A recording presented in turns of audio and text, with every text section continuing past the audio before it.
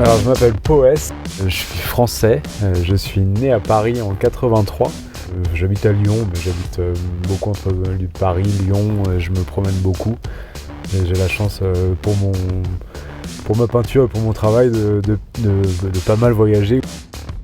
Moi je pratique une peinture qui est vraiment basée sur la narration picturale, sur le fait de raconter des histoires, d'utiliser des images pour raconter des histoires, pour faire rentrer le spectateur et le regardant dans le récit.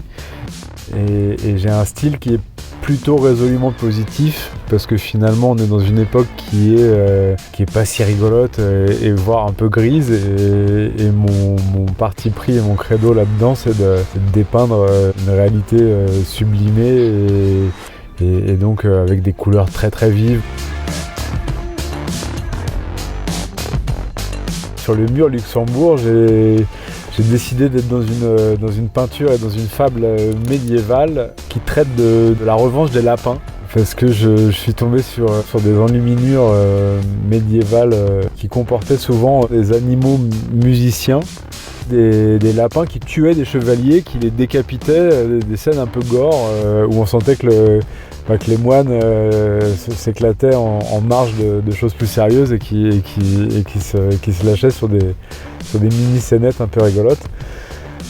Ça m'avait pas mal marqué, et c'est vrai que de venir au Luxembourg, ça m'a aussi réveillé cette fibre médiévale.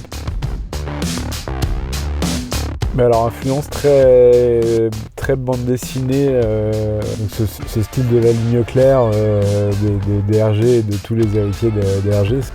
Je redécouvre beaucoup Tommy Ungerer en les lisant à mon fils, beaucoup Tardi. J'ai des influences après en peinture plus traditionnelle. Je suis assez fan de la sécession viennoise, donc ce mouvement un petit peu antérieur aux arts déco et dans le graphisme qui me parle beaucoup. Je suis assez féru d'enluminure et de toute cette naïveté médiévale qui était pourtant très travaillée et qui est très riche de plein de choses.